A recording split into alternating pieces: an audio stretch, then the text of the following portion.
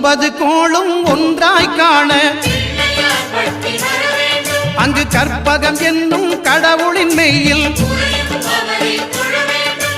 9 கோளும் ஒன்றாய் காண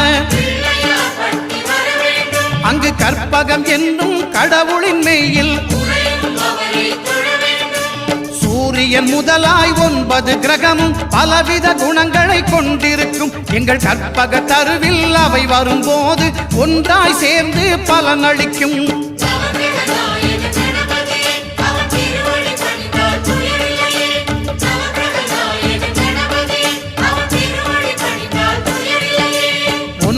கோளும் ஒன்றாய் காண